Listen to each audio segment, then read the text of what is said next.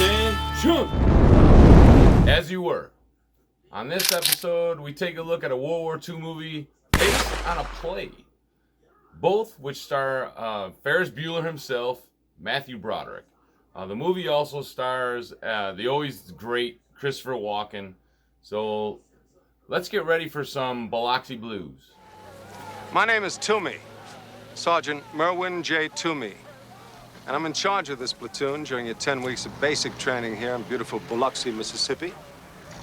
After which, you'll be sent to some shit island in the Pacific or some turd pile in northern Sicily. In either case, returning to your mamas and papas with your balls intact is highly improbable. I speak from experience, having served 14 months in the North African campaign, where 73% of my comrades are buried. Having donated a small portion of my brains to this conflict, the other portion being protected by a heavy steel plate in my head. I like the fact that Christopher Walken is playing a more cerebral drill sergeant. Not every DI is loud, screaming, insult machine. But Hollywood would have you believe every drill instructor is R. Lee Ermey. So it's nice to see a more varied portrayal by Walken here.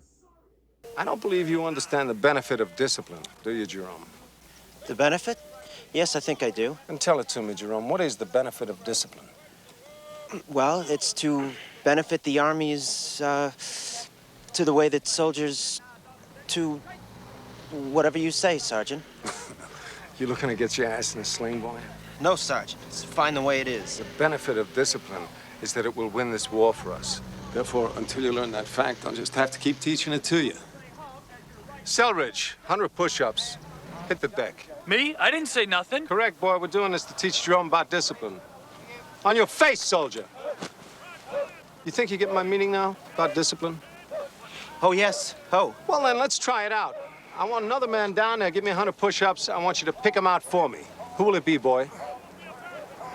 Speak up, Jerome. Tell me the name of the man you think is most lacking in discipline. We really just met on the train, Sergeant. I don't even know all their names yet. I can understand your reticence to speak up, Jerome. No one's gonna like hearing his name called. Why don't you just whisper it in my ear? Bukowski. He's the biggest man in the company. That took guts, Jerome, but if that's your wish will be obeyed.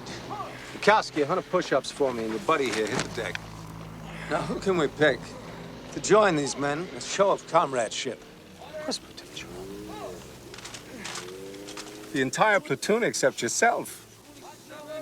By God, that's a good choice. You won't have many friends here, soldier, but I'll be one of them. Tell them to hit the deck for you. You want me to say it? It was your idea. Platoon hit the deck. Shout it, boy. Platoon hit the deck! Tell them what we want, Jerome. 100 push-ups! Man asked for 150 push-ups. You heard him, man. A count off. One, two, three, four, five. So this is a Hollywood trope that happens far more frequently in the movies than in real training. Most times drill instructors handle the problem soldiers in various other ways. For example, extra PT, loss of privileges like passes. So group punishment in most cases would be something the DI would do if the other stuff doesn't work. Then it's more of a bit if you won't listen to me. Then maybe having every member of your class pissed at you will put you back in line and get your ass kicked.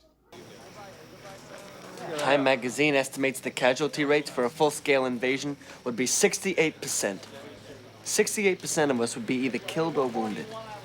No shit. So out of the group sitting here, how much is that? Of the 6 of us here, about 4.3 of us would get it. Oh, wow. Only 2.7 of us would live. 1.7, Jerko. Listen, if you knew that you were one of the guys who wasn't coming back, if you knew that right now, what would you do with the last few days of your life? It could be anything you want, any fantasy. I give everybody 5 seconds to think about it. I thought of it. I'd be one of the 1.7 coming back. This is morbid. I like it. Let's play for money. For money. Yeah, $5 a man. The guy with the best fantasy wins. That's nuts. Okay. All right. I'm in. It's funny in basic training with the conversations during downtime, especially at night in the barracks. There are cliques that like to gamble, and others just like to sit around and bullshit. But in the end, looking back at it, I really had a fun time and made lifelong friends. So now for me, if I only had 1 week to live, I'd be getting drunk and laid all week. And where's the best place to go? It's Vegas, baby. So that's what I would do. What would you do with a week left to live? Leave a comment below and let me know. 48-hour pass. I'm gonna eat spaghetti with clam sauce for 2 days. Mississippi, they make spaghetti with cotton. We are set, guys. I got the address of a place. Yeah, what kind of place? You wouldn't like it, Hennessy. They don't have families there. Damn son of a bitch! What's wrong? Hey! Somebody broke into my Foot Locker last night. They emptied my wallet. They took my pay and every cent I had in the world, $62. Dirty bastard! How do you know somebody stole it? Maybe you just lost it.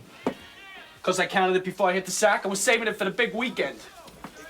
Don't think I'm not wise to who did it either. It was Epstein. I'm telling you, he's trying to get back at me for what I called him. Maybe he's sore at you, but he's not the kind that steals money. Keeping your stuff in your Foot Locker and keeping it locked is a big deal in basic, because you're meeting people for the first time from all walks of life from all over the U.S. You're gonna hate some, you're gonna like some, but you don't know who's trustworthy. So in the end, you will become a team and a brotherhood, a disciplined platoon. As you can see, I'm pissed drunk. I've also just threatened to blow Private Jerome's brains out. Private Jerome has relieved me of my weapon, placed me under arrest. You're all witnesses. Before taking me to headquarters to file charges, I'd just like to add that Private Jerome has displayed outstanding courage, carried out his duty in the manner of a first-class soldier. Put him up for commendation. I'm ready to go, Jerome. I think that's a decision that should be left to the men, Sergeant. Is that right? That's right.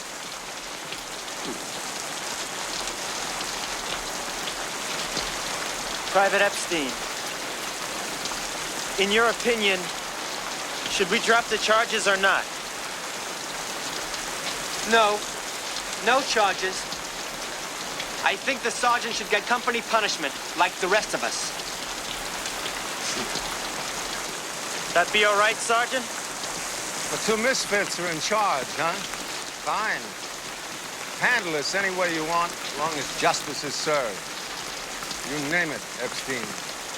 I think justice would be served if you gave us 200 push-ups. Very decisive. That's a disciplined soldier for you, man. Thank you. Hit the dirt. Hit the dirt. Count off. What? Tell me to count off. Right. Count off. Yes, Private Epstein. 1, 2, 3, 4, 5, 6, 7, 8, 9, 10, 11, 12, 13, 14, 15, 16, 17, 18. This is something any soldier would love to do. After all the stuff the soldiers have to go through in basic training, to order your drill sergeant to drop and give you push-ups is just pure wish fulfillment. It's not something that would happen in a real military, you know, but it does make for a good scene here, though. I like this movie a lot. Now, this is a bit of a slower movie without a lot of action. No action. But it's a good look at how soldiers build camaraderie. It's not what I would call a must-watch, but it is worth a watch just for the Christopher Walken performance. So thank you for watching, and until next time, you're dismissed.